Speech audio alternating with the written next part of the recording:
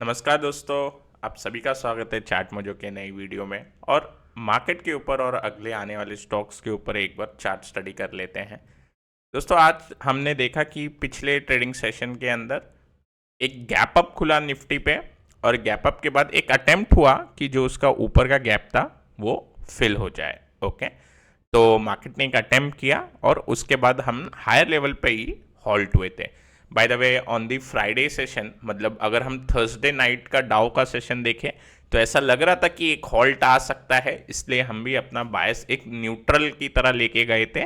और एक long chart study और एक शॉर्ट चार्ट स्टडी हमने एक व्यू किया था पिछले सेशन के अंदर, पिछले वीडियो के अंदर। और अभी फिलहाल जो मेरा बायस बन रहा है, जिस हिसाब से डेवलपमेंट हो रहे हैं, वो थोड़ा नेगेटिव के साइड बनेगा, थोड़ा नेगेटिव रुझान रहेगा। ओके, अभी बाय द वे, आप सभी ने आज मॉर्निंग में जो वीडियो डाला था, मैं आशा करता हूँ आप सभी ने देखा होगा। सुनील ने बनाया था वो video on the reversal counter, क्योंकि अब ऐसा सिचुएशन आ गया मार्केट के अंदर कि ब्रेकआउट फेल होने के चांसेस बढ़ जाएंगे। पर मार्केट के अंदर कुछ स्टॉक्स दिखाई देते हैं ज़रूर जो ब्रेकआउट के लिए बहुत ही अच्छे दिख रहे हैं, बट क्योंकि मैक्रो कंडीशन थोड़े बिगड़ रहे हैं, उस कारण हम देख पा रहे हैं कि थोड़ी वीकनेस आ सकती है आने वाले सेशन में। अब निफ्टी के ऊपर चलते हैं। निफ्टी के अगर मैं लेवल बताऊं आपको, तो एक बार मैं आर्ली चार्ट पे लेके जाता हूं और एक गैप दिखाता हूं जिससे कि नीचे का गैप बन गया है। Okay, let me clean this. Yes, अब दोस्तों ये जो नीचे का गैप है, ओके, क्योंकि हम फ्राइडे के दिन गैप अप खुले थे, तो मेरे हिसाब से 18850 अब जो लेवल है वो एक बार फिल कर सकता है निफ्टी, अगर और वीकनेस बढ़ती है डाउ फ्यूचर पे, स्पेशली ऑन मंडे मॉर्निंग। ठीक है, अगर हम देखते हैं कि डाउ फ्यूचर के अंदर सेलिंग कंटिन्यू हो रही है, क्योंकि जो न्यूज़ फ्लो आ रहे हैं वॉर रिगार्डिंग, ठीक है, तो वो फिर से न्यूज़ फ्लो बढ़ रहे हैं वॉर के जो आ रहे थे पहले। अब इस एंगल से अगर हम देखें तो एक बार अटेम्प्ट मार सकता है मार्केट फिर से जो लोअर गैप है उसको फिल करने का, तो 18850 एक बन जाता है लेवल। अब अगर हम गैप डाउन खुलते हैं, ओके, तो गैप डाउन गैप पे खुलते तो हमें वेट करना चाहिए। ओके, अगर हम गैप डाउन खुलते हैं ओपनिंग के लेवल पे, विच इज 18930, 18930 पे अगर हम गैप डाउन खुलते हैं तो एक बार के लिए एक 70 पॉइंट का लेवल, तो मैं यहाँ पे लिख देता हूँ 18930 इंपॉर्टेंट लेवल हो जाता है। ओके, वो अगर लेवल ब्रीच हो जाता है तो फर्स्ट हमें लेवल दिखाई देगा गैप फिल 18850, और 18850 ब्रीच होता है तो I think bigger level 18700, okay, एक मेरे को नज़र आ सकता है, मार्केट एक बार अटेम्प्ट कर सकता है। ऑन द हायर साइड मेरे हिसाब से अगर हमें कोई तेजी की पोजीशन लगता है कि मार्केट में बनानी चाहिए, तो उसके लिए मेरे हिसाब से ये जो गैप लेवल आप देख पा रहे हो, तो 19120 के आसपास आएगा, तो 19150 तक हमें वेट करना चाहिए। इसी के ऊपर ही हम कोई अपसाइड की एक बार व्यू बना सकते हैं। Okay, on the other hand bank Nifty के अंदर गैप फिल होता हुआ दिखाई दिया। बैंक निफ्टी थोड़ा रिलेटिवली ज़्यादा स्ट्रॉन्ग था। डेली चार्ट पे पहले बता देता हूं मैं आपको, यहाँ पे बैंक निफ्टी ने अपना गैप फिल कर दिया, और बैंक निफ्टी पे ये जो फॉल चल रहा है इसमें कोई भी गैप अनफिल्ड नहीं है, सारे ही गैप फिल्ड होते हुए हमें क्लियर दिखाई दे रहे हैं। अब बैंक निफ्टी पे previous day low is important, और बैंक निफ्टी पे अच्छा सेटअप बनेगा अगेन जस्ट लाइक निफ्टी। इसमें इंपॉर्टेंट आपका बन जाता है 42500। अगर 42500 के नीचे बैंक निफ्टी जाएगा तो डेफिनेटली मैं एक बार एक्सपेक्ट करूंगा 42200 और 42 के।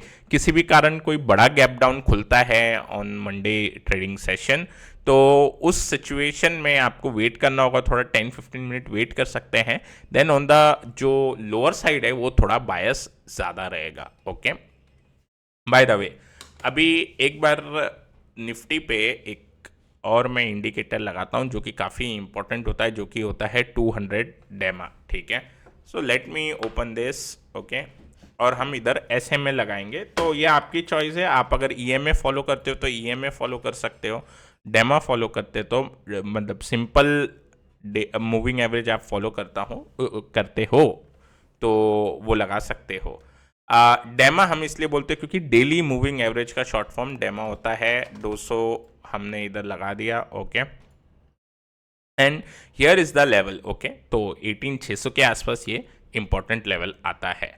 अब कई लोग इसमें ये में भी यूज़ करते हैं, दिस इज पर्सनल चॉइस, जो आपको लगे आप अपने हिसाब से बैक टेस्ट करके जो आपको सूट करता है वो यूज़ कर सकते हैं। ओके, नाउ एक बार मैं डाउ का चार्ट दिखा देता हूँ यहाँ पे। सी दिस इज द डाउ चार्ट। ओके, जब हम थर्सडे नाइट को एनालिसिस कर रहे थे, वीडियो बना रहे थे, लग रहा था कि ये जो सपोर्ट निकल के आएगा, ये जो मेजर स्विंग दिख रहा है आपको, specially at the level of 32,600, मैं यहाँ पे मार्क कर देता हूँ।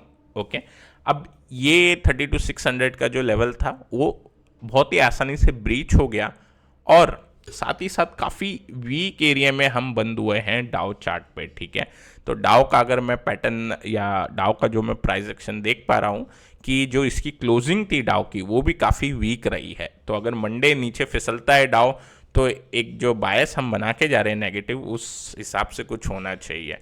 डॉलर इंडेक्स की बात करें तो डॉलर इंडेक्स एक साइडवेज में ही है और ये अपना एक ब्रेकआउट का अटेम्प्ट मारने की कोशिश कर रहा है।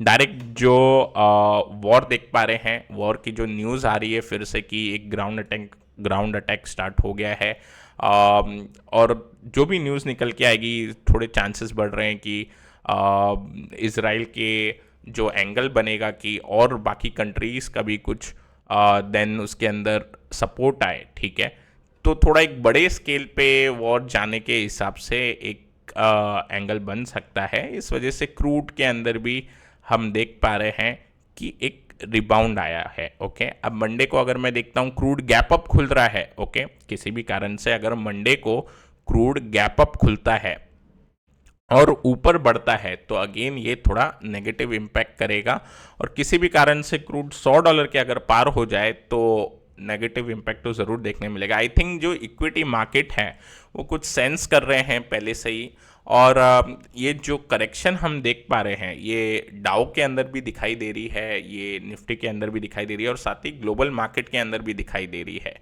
ओके, सो इस सिचुएशन में हमें देखना पड़ेगा कि न्यूज़ फ्लो कैसे आते हैं, क्योंकि काफ़ी क्विक रिकवरी भी देखने मिलती है कोई काउंटर्स पे, और कोई काउंटर्स अगर हम देखते हैं तो वन वे फॉल भी दिखाई देते हैं, क्योंकि जो हमारा रनअप हुआ है जस्ट बिफोर दिस इवेंट, जो हम देख पा रहे हैं वॉर का जो इवेंट है, उससे पहले जो रनअप है वो काफ़ी ज़्यादा है, इस वजह से कट्स काफ़ी शार्प आते हैं। ओके, अभी जो स्टॉक हम डिस्कस कर रहे थे by the way on the Friday for Friday session, दो चार्ट पे हमने स्टडी किया था। एक तो एसबीआई था, अब एसबीआई में एक ब्रेकडाउन था और जो ट्रिगर लेवल रहते हैं जो ये मैं मार्क करता हूँ कि इसके बाद चार्ट स्टडी जो एचएनएस स्ट्रक्चर है उस हिसाब से थोड़ा और मिलना चाहिए था मूव, बट वहाँ पे हमने क्या देखा, एक गैप अप हुआ just like all the other stock, जो भी स्टॉक हम देख पा रहे हैं गैप अप होने के बाद ये ऊपर चले गया। ठीक है, अब इसके अंदर दिस वॉज नो, इसके अंदर हमारा जो चार्ट स्टडी था वो ना ही राइट गया ना ही गलत गया,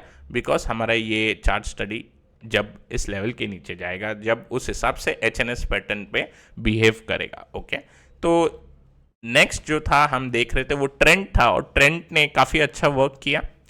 अब ट्रेंड के अंदर एक रिवर्सल लग रहा था, बुलिश एनगल्फिंग कैंडल बनी थी। ठीक है, एनगल्फ हुआ, ये जो रेड लाइन थी उसके ऊपर गया। ओके, और उसके बाद हमने देखा कि एक एक्सपेक्टेशन हम लगा रहे थे कि इसका जो प्रीवियस स्विंग हाई है, see this is previous swing high, और ये वहाँ तक चले गया, तो इसका भी काम इसके अंदर ख़त्म हो गया। तो ये रिवर्सल जिस हिसाब से हम सोच रहे थे उस हिसाब से चले गया चार्ट स्टडी के ऊपर। अब हम देखते हैं आगे आने वाले दो काउंटर को। दो काउंटर में से पहला काउंटर है एसीसी। मतलब एसीसी का अगर चार्ट देखें तो सबसे पहले जो रिकवरी हुई थी कल के ट्रेडिंग सेशन में, उसके अंदर स्ट्रॉन्ग स्टॉक्स जो थे उन्होंने फास्ट रिकवरी दे दी। ओके, तो आपको 10 to 15 स्टॉक मिल जाएंगे जो कि काफ़ी स्ट्रॉन्ग थे, जिन्होंने कल ही रिवर्सल दे दिया, और बाकी कैश काउंटर के अंदर भी काफ़ी स्टॉक थे जिन्होंने सबसे पहले पुल बैक दे दिया, अगर हम ऐसा बोलना चाहें तो नीचे से ऊपर चले गए या रिवर्सल बोल सकते हैं। लेकिन एसीसी के अंदर क्या हुआ, इसके अंदर एक गैप अप ओपनिंग मिली, सी दिस, और इसने एक बेरिश एनगल्फिंग कैंडल बना दी at the support level. Okay, अब इससे क्या लग रहा है कि ये जो सीओपी वाला लेवल है, ओके, मैं इधर मार्क कर देता हूं सीओपी। ओके, तो सीओपी इसलिए क्योंकि पहले यहाँ पे रेजिस्टेंस मिल रहा था, फिर यहाँ पे सपोर्ट मिलना स्टार्ट हुआ। ओके, अब इसके नीचे अगर ये काउंटर चले जाएगा तो फिर इसमें वापस से वीकनेस के असर हो जाएंगे। तो इसका जो इंपॉर्टेंट लेवल निकल के आएगा दोस्तों वो आएगा 1860 लेवल को हम ध्यान रखेंगे। उसके नीचे जाएगा तो फिर से इसके अंदर वीकनेस के आसार बन सकते हैं और जो इसके प्रीवियस स्विंग लो है वहां तक की जगह ओपन हो जाती है। अब दोस्तों नेक्स्ट जो काउंटर निकल के आता है, ओके, अगेन थोड़ा हम नेगेटिव बायस के साथ देख रहे हैं, वो है M&M का। अब M&M का अगर मैं चार्ट देखूं तो इसमें एक HNS पैटर्न बना है। ये थोड़ा सा ये अप साइड में था, फिर थोड़ा साइडवेज में फंसा, उसके बाद एक HNS पैटर्न बना है। HNS पैटर्न का ब्रेकडाउन आने के चांसेस लग रहे हैं। एक साइकोलॉजिकल लेवल 1500, ओके, 1500 का लेवल निकल के आ रहा है। इस लेवल के नीचे अगर ये काउंटर जाएगा तो एक बार के लिए अटेम्प्ट बनेगा HNS पैटर्न जैसे प्ले आउट होता है, आई थिंक सो वैसा बन सकता है ऑन M&M। अब बाय द वे ये दो काउंटर के अंदर एक चीज़ देखने मिली है कॉमन, कि मैंने एक पोस्ट भी डाला है बाय द वे मेरे ट्विटर हैंडल पे कि इनसाइड बार फॉर्मेशन देखने मिला है ऑन मेनी काउंटर्स, ठीक है। उसमें से 4 काउंटर मैंने डाले थे जो 200 डेमा पे इनसाइड बार था, एक ऊपर था 200 डेमा के और एक नीचे था। अब उसके अंदर इनसाइड बार का कहने का ये मतलब है कि जिस डायरेक्शन में ब्रेकआउट या ब्रेकडाउन मिलेगा उस डायरेक्शन में बढ़ सकता है। तो या तो कंटिन्यूएशन आ सकती है मूव की, या तो रिवर्सल हो सकता है based on the first candle high and low. आप वो चीज़ देख सकते हैं। अभी इसके अंदर एक कॉमन चीज़ देखने मिलती है कि ये जो वीकर काउंटर होते हैं थोड़े, वो इनसाइड बार प्रॉपरली नहीं बना पाते हैं, या फिर ये अपने लोअर लेवल के अराउंड ही क्लोज होते। तो अगर ये बड़ी कैंडल बनी, इसके लोअर लेवल पे ये क्लोजिंग देखने मिली। यही सेम चीज़ हमने ACC में देखी। सी दिस, प्रीवियस ओपन कहाँ पे था, प्रीवियस क्लोज कहाँ पे था, 1900 के लेवल पे। गैप अप होने के बाद रीसेंट क्लोज कहाँ देखने मिला, जहाँ पे पूरा मार्केट रिबाउंड मार रहा है, वहाँ पे इसने क्लोज दिया है 1875 पे, ठीक है। सो इससे एक हम अनुमान लगा सकते हैं कि वीकनेस की साइन। अब एक काउंटर और था एशियन पेंट इस रिगार्डिंग में। एशियन पेंट का अगर मैं काउंटर देखूं, ठीक है, ये था, हमने इसके अंदर falling veg pattern chart study किया था हमारे वीडियो में, आप देख सकते हो पुराने वीडियो में। उसमें काउंटर किधर था, उसमें काउंटर वॉज हियर समवेयर, ठीक है, अराउंड इस जगह पे था काउंटर। उसके बाद हम फिर से टाइट रेंज में फंसे हुए थे। जिस दिन रिजल्ट आए उसके बाद ये ब्रेक डाउन हो गया, ओके। और उसके बाद हम देख पा रहे कि इस स्टॉक ने भी एक अटेम्प्ट मारी है ऊपर जाने की, लेकिन अपने ये लोअर लेवल के अराउंड ही सीमित था। तो इसका मतलब जो वीकनेस है वो हमें दिखाई देती है। तो वही एंगल से हम बढ़ेंगे। Let us see how the next trading session go, और मैं मिलूंगा आपको डायरेक्टली हमारे नेक्स्ट वीडियो में। उससे पहले बाय द वे, अगर जो नए हैं व्यूअर्स वो डेफिनेटली सब्सक्राइब करें, और आपको अगर ये वीडियो पसंद आ रहा है तो डेफिनेटली लाइक करें। ये गाइस, दिस इज इट। हम मिलेंगे नेक्स्ट वीडियो में।